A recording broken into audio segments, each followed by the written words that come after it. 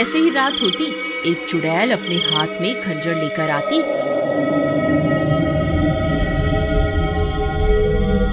और जो भी औरत उसे सोती हुई मिलती, वह चुड़ैल उसकी चोटी काट कर वहां से चली जाती। किसी को ये समझ नहीं आ रहा था कि ऐसा क्यों हो रहा है।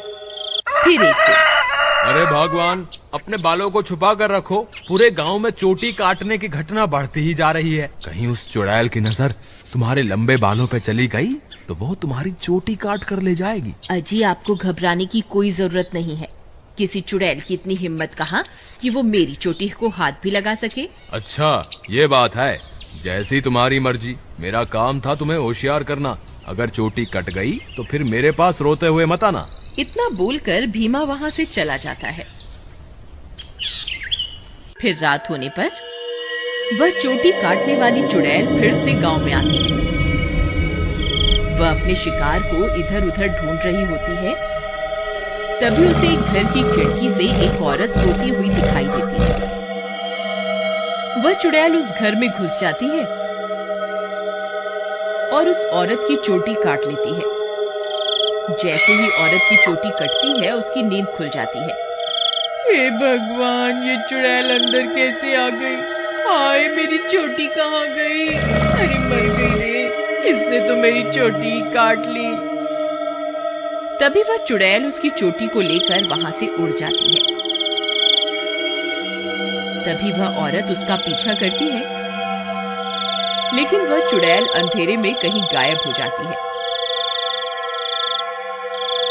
तभी उसका पति भी उसके पीछे पीछे वहां आ जाता है। क्या हुआ मीना, तुम अचानक इतनी रात को यहाँ क्यों भाग कर आ गई? देखिए ना, इस चुड़ैल ने मेरी चोटी ही काट दी और न जाने अंधेरे में कहाँ गायब हो गई है। हे भगवान, ये क्या हो गया? तुम तो ठीक हो ना? उसने तुम्हें तो कोई नुकसान नहीं पहुंचाया ना? फिर वे दोनों उदास मन से वापस अपने घर आ जाते हैं।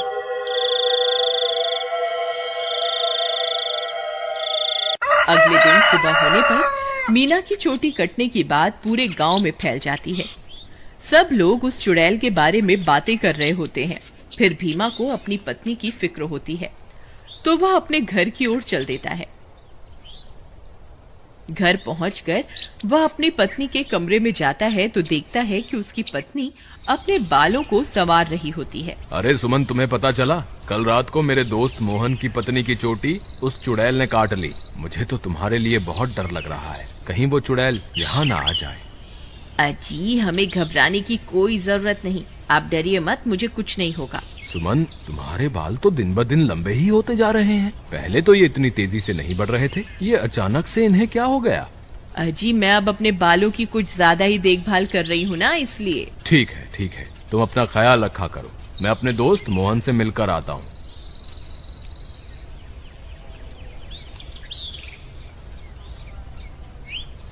अरे भाई मोहन, तुम कैसे हो? भाभी के बारे में पता चला, सुनकर बहुत दुख हुआ। क्या बताऊं भीमा भाई, जब से मीना की चोटी कटी है उसका तो रो रो कर बुरा हाल है। और बताओ, सुषमा भाभी तो ठीक है ना? अब तुम्हें भाभी का बहुत ज्यादा ख्याल रखना होगा, कहीं चुड़ैल उन्हें अपना अगला शिकार न बना ले। तुम सही कहते हो भाई, मुझे भी बहुत फिक्र हो रही है। ठीक है, अब मैं चलता हूँ। तुम अपना और मीना का ध्यान रखना। फिर इतना बोलकर भीमा वापस अपने घर आ जाता है।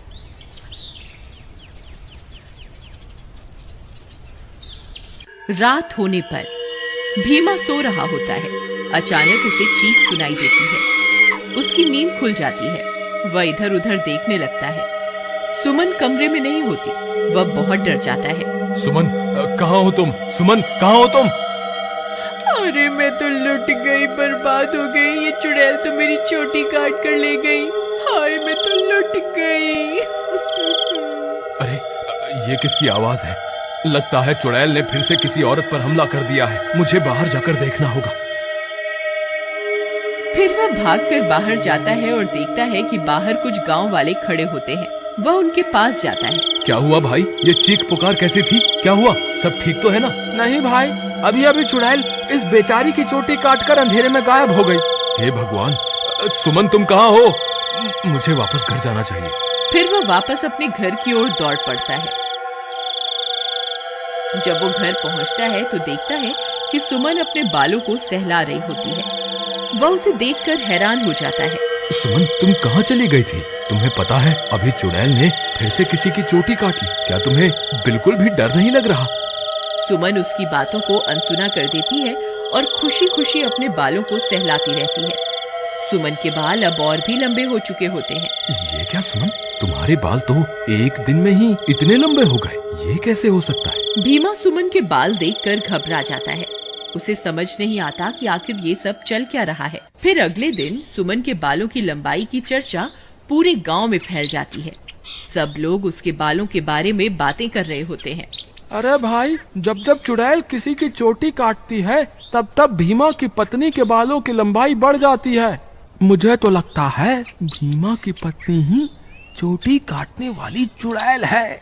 भीमा उन सारे गांव वालों की बातें सुन रहा होता है। उसे कुछ समझ नहीं आता कि वह अब क्या करे।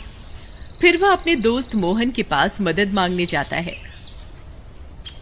मोहन भाई, मुझे लगता है सुमन ही चुड़ैल है जो गांव में सबकी चोटी काट रही है। तुम ऐसा क्यों कह रहे हो भाई? भाई, जब जब किसी की चोटी कटती है तब तब सुमन की बालों की लंबाई बढ़ जाती है। और कल जब चुड़ैल का हमला हुआ तब सुमन अपने बिस्तर पर भी नहीं थी, फिर अचानक पता नहीं कहां से आ गई। अगर ऐसा है तो हमें कुछ ना कुछ करना होगा। तुम आज रात को सोने का नाटक करना, फिर जैसे ही भाभी घर से निकले तुम उसका पीछा करना, तब दूध का दूध और पानी का पानी हो जाएगा। मोहन भाई, तुम भी मेरे साथ मेरे घर चलो, तुम वहीं छुप जाना, फिर हम इसे रंगे हाथों पकड़ेंगे। ठीक है, चलो फिर।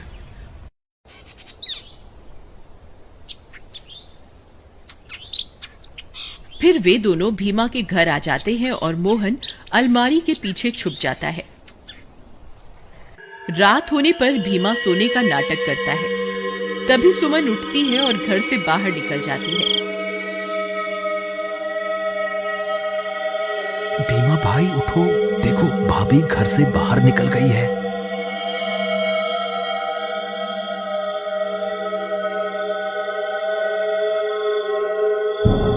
सुमन थोड़ी दूर जाते ही चुड़ैल में बदल जाती है और अपने शिकार की तलाश करने लगती है।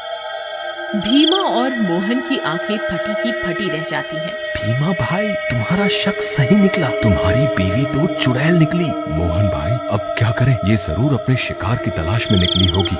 अगर हमने इसे नहीं रोका तो आज ये फिर से किसी की चोटी काट लेगी। लेकिन भीमा भाई, भाभी सबकी चोटियां क्यों काट रही है? मुझे क्या पता भाई, जब तू अपनी भाभी से मिलेगा तो पूछ लियो। चलो इसका पीछा करते हैं। थोड़ी दूर उसका पीछा करने पर चुड़ैल एक जगह पर रुक जाती है। फिर वह इधर उधर अपने शिकार की तलाश करने लगती है। तभी चुड़ैल की नजर एक घर पर पड़ती है और वह उस घर में घुस जाती है। वहां उसे एक औरत सोती हुई दिखाई देती है। भीमा भाई, भाभी तो एक घर में घुस गई, अब क्या करें? अरे बेवकूफ, ये भाभी भाभी क्या लगा रखा है? इस वक्त वो तेरी भाभी नहीं है, वो एक चुड़ैल है। चलो हम भी इसके पीछे चलते हैं। अरे वाह, इसके बाल तो बहुत लंबे हैं।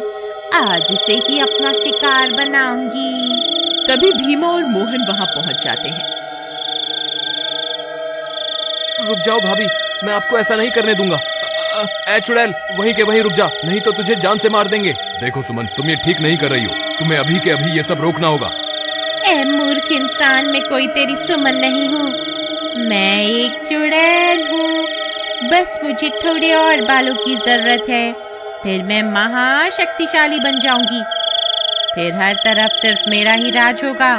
भीमा भाई, तुम इसे बातों में उलझाओ, मैं पीछे से जाकर इसकी चोटी काट दूंगा। फिर भीमा चुड़ैल को अपनी बातों में उलझाता है। तभी मोहन चुपके से चुड़ैल के पीछे पहुंच जाता है और उसकी चोटी काट देता है। अरे मर गई रे, ये तूने क्या कर दिया? मेरे सारे कराए पर पानी फेर दिया। चोटी कटते ही चुड़ैल की सारी शक्तियां खत्म हो जाती हैं और सुमन चुड़ैल के चंगुल से आजाद हो जाती है। अरे भाभी, आप वापस आ गई? मोहन भैया, आपका बहुत बहुत धन्यवाद। आपकी वजह से मुझे इस चुड़ैल से मुक्ति मिल गई। भीमा भी अपनी पत्नी को वापस पाकर खुश हो जाता है और वे दोनों फिर से एक साथ रहने लगते हैं। इस तरह गांव वालों को चोटी काटने वाली चुड़ैल से छुटकारा मिल जाता है और सब गांव वाले हंसी खुशी रहने लगते हैं।